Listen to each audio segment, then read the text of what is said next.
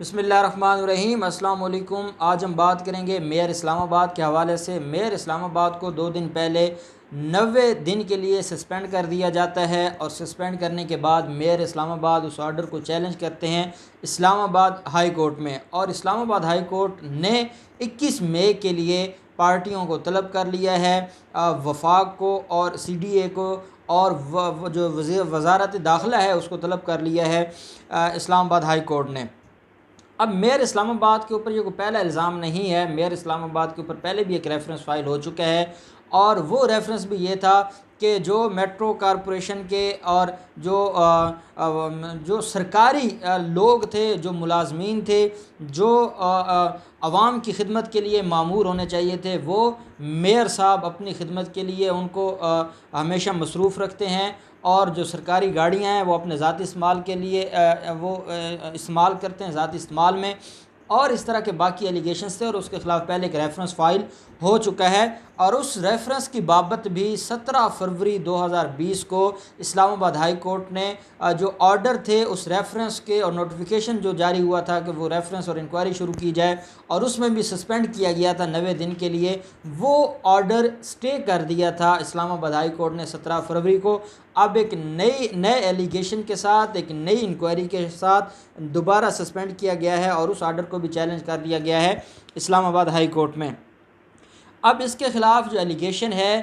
وہ ایلیگیشن تو سمپل ہے کہ 5 بس سٹینڈ کا اس نے جو ٹھیکہ دیا ہے وہ غیر قانونی طور پر دیا ہے، اور اس میں سے اس نے امبیزلمنٹ لی ہے، اور جو 42 ملین روپے کا ٹھیکہ ہے وہ اس نے غیر قانونی طریقے سے اور اپنی من مانی کے لوگوں کو دیا ہے، اور جن جگہوں پر بس سٹینڈز بنوائے ہیں جہاں پر بس سٹینڈ اپروول نہیں تھی اور ان کی ضرورت نہیں تھی، اور صرف اپنے مفادات لینے کے لیے اور اپنے لوگوں کو نوازنے کے لیے میئر اسلام آباد نے یہ سارا کچھ کیا۔ اب میئر اسلام آباد، کیونکہ میں سمجھتا ہوں اتنا میئر لنڈن کا بھی پروٹوکول نہیں ہوگا جتنا میئر اسلام آباد پروٹوکول رکھتا تھا، اور کوئی بھی ایسا کام، جو ہمارے دوست ہیں اسلام آباد سے وہ ہمیں وقتاً فوقتاً کمپلینٹس کرتے رہتے تھے، کوئی ایسا کام نہیں کیا تھا میئر اسلام آباد میں جس کو کہا جا سکتا ہے کہ کوئی بہت بڑا کوئی ڈیولپمنٹ کی ہے، کوئی بہت بڑی عوام کی فلاح و بہبود کے لیے، عوام کے مسائل کو حل کرنے کے لیے کوئی کوشش کی ہے۔ آپ کرونا وائرس کو اٹھا کے دیکھ لیں، پچھلے 3 ماہ میں جب سے یہ مسائل بنے ہیں آپ کو میئر اسلام آباد کہیں نظر نہیں آتے،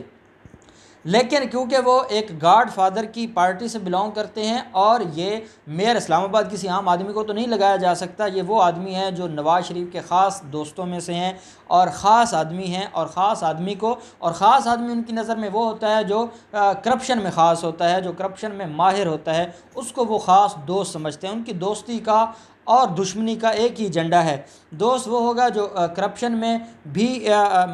کمپیٹنٹ ہوگا، اور دشمن وہ ہوگا جو شریف آدمی ہوگا، شریف ان کا دشمن ہے۔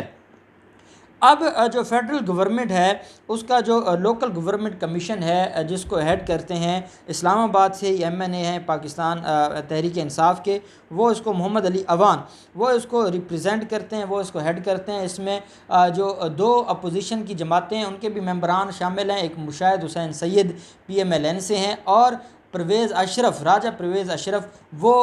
پاکستان پیپلز پارٹی سے ہیں، وہ بھی اس کمیشن کا حصہ ہیں جس کو کہا جاتا ہے لوکل گورنمنٹ کمیشن۔ اب اس کمیشن نے ان کے خلاف ایک انکوائری شروع کی، ان کے خلاف 5 مئی کو یہ اجلاس ہوتا ہے، اور 5 مئی کے اجلاس کو یہ ڈیسائیڈ کیا جاتا ہے کہ اس کے خلاف انکوائری شروع کی جائے، وفاق کو لکھا جاتا ہے، اور وفاق اس کے اپروول دے دیتا ہے اس کی سسپینشن کی، کیونکہ یہ 2-3 ماہ پہلے بھی اس کو سسپینڈ کیا جا چکا ہے، اس کے خلاف ریفرنس فائل ہو چکا ہے، اور اسلام آباد ہائی کورٹ سے وہ ریلیف لے چکا ہے، تو دوبارہ وہ پہلے کم امبیزلمنٹ کرتا تھا، یا وہ پہلے کوئی وفاق کی یا جو ایڈمنسٹریشن ہے، جو ہیرارکی ہے، اس کی کوئی بات مان لیتا تھا، جب اس کو اسلام آباد ہائی کورٹ سے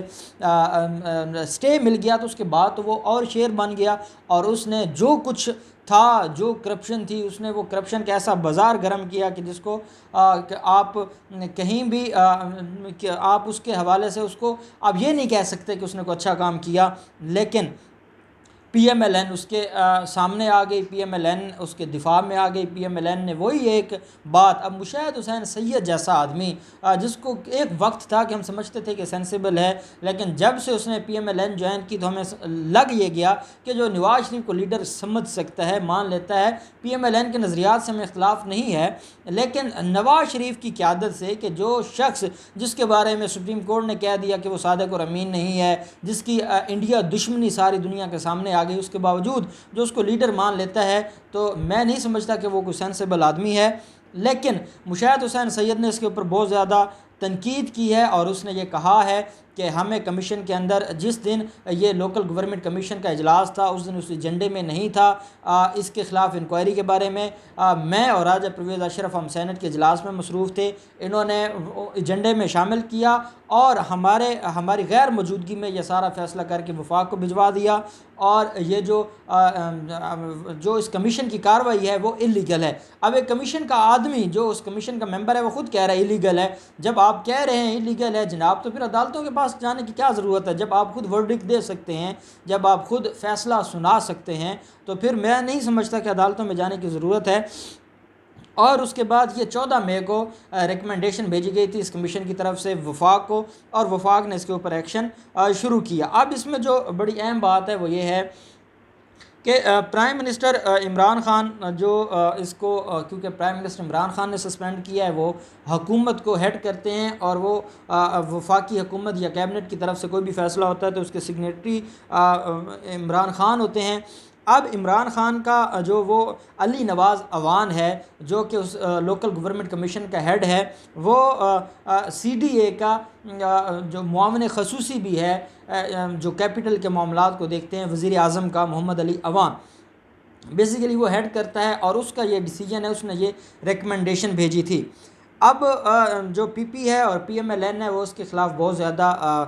شور و ویلا مچایا جا رہا ہے، اور وہ یہ کہہ رہے ہیں کہ دوبارہ وکٹمائز کیا جا رہا ہے، اور وہی رام لیلا کی کہانی۔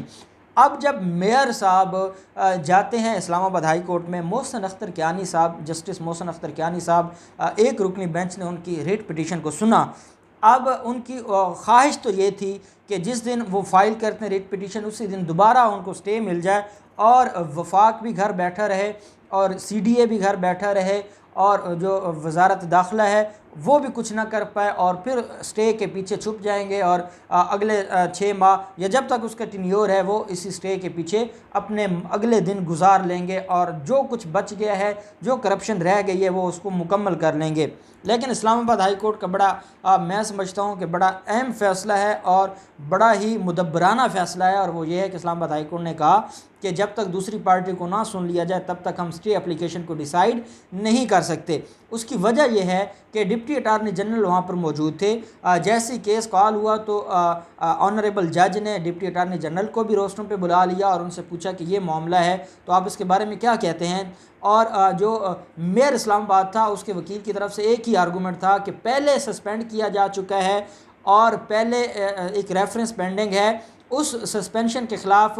اسلام آباد ہائی کورٹ کا سٹے آرڈر موجود ہے، اس کے باوجود دوبارہ سسپینڈ کرنا یہ غیر قانونی ہے، جس کے اوپر ڈپٹی اٹارنی جنرل نے کہا کہ وہ ایک الگ میٹر تھا، یہ الگ میٹر ہے، اگر ایک شخص 2 جرائم کرتا ہے تو الگ الگ سزا دی جا سکتی ہے، اور سرکاری کوئی بھی پبلک آفس ہولڈر ہوگا یا جو سرکاری کسی عہدے پر بیٹھا ہوگا تو اس کو سسپینڈ کرنا اس انکوائری کا پہلا فنکشن ہوتا ہے۔ تو اب کیونکہ یہ نئی ایک ڈیولپمنٹ آ گئی ہے اور نیا ایک کرپشن کا کیس سامنے آ گیا ہے تو اس میں بھی سسپینڈ کرنا یہ قانون کے مطابق ہے، اس میں کوئی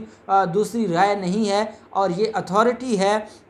وفاق کی بھی، لوکل کمیشن جو لوکل گورنمنٹ کمیشن ہے اس کی بھی یہ اتھارٹی ہے، اور جو کچھ کیا گیا ہے وہ قانون کے مطابق کیا گیا ہے، اور ساتھ عدالت سے یہ گزارش کی گئی ہے کہ جب تک آپ دوسری سائڈز کو نہیں سن سکتے، آپ دوسری پارٹیوں کو نہیں سنتے، تب تک آپ اس کے اوپر کوئی بھی انجیکٹو آرڈر جاری نہ کریں، کیونکہ اس سے مسائل پیدا ہوں گے اور اداروں کے درمیان تصادم کا خطرہ ہے، جس پر ڈپٹی اٹارنی جنرل کا جو سجیشن تھی اس کو عدالت نے تسلیم کیا اور 21 مئی کے لیے طلب کر لیا وفاق کو بھی، اور جو انٹیریل منسٹری ہے اور سی ڈی اے کو، اور جو لوکل کمیشن گورنمنٹ کمیشن ہے اس کو بھی طلب کر لیا ہے اسلام آباد ہائی کورٹ میں۔ اب 21 مئی کو عدالت دونوں پارٹیز کو دوبارہ سنے گی، اور اس کے بعد عدالت یہ ڈیسائیڈ کرے گی. پہلے عدالت یہ دیکھے گی کہ کن گراؤنڈ اور کن ایویڈنسز کی بنیاد پر یہ سارا کچھ ہو رہا ہے، اور کن جو پروف ہے اس کی بنیاد پر یہ کہا جا رہا ہے کہ اس نے کمیشن کی ہے. عدالت دیکھے گی اور اس کے بعد فیصلہ کرے گی کہ کیا انجیکٹو آرڈر جاری کیا جانا چاہیے یا نہیں کیا جانا چاہیے. اور میں سمجھتا ہوں کہ اس طرح جب بھی کسی سرکاری افسر کے خلاف کوئی کارروائی شروع ہوتی ہے، وہ سسپینڈ ہوتا ہے، انکوائری ہوتی ہے، انکوائری میں اگر وہ گناہ گار پایا جاتا ہے تو اس کو ٹرمینیٹ کر دیا جاتا ہے، وہ گناہ گار نہیں پایا جاتا اس کو دوبارہ بحال کر دیا جاتا ہے. اگر ٹرمینیٹ کر دیا جاتا ہے اس کے پاس ایک اپیل کا فورم ہوتا ہے. اگر اس طرح ڈائریکٹ سسپینشن کے اوپر ہی ریٹ جورسڈکشن میں جو پٹیشن ہے اس میں چلے جائیں گے، کانسٹیٹیوشنل پٹیشن فائل کر دیں گے ہائی کورٹس میں، تو میں نہیں سمجھتا کہ پھر جو ہمارا سروس لا ہے اور جو ہمارا جو سارے کا سارا بلدیاتی نظام ہے وہ کولیپس کر جائے گا. اب اللہ کرے کہ اس کے بارے میں کوئی اچھا فیصلہ ہے جس سے جو ہمارا قانون ہے اس کی بالادستی ہو، اور اس طرح کے جو کرپٹ لوگ ہیں ان کو عدالتوں سے ریلیف نہ ملے اور ان کو جو ان کی سزا بنتی ہے وہ سزا حاصل کر پائیں. بہت شکریہ.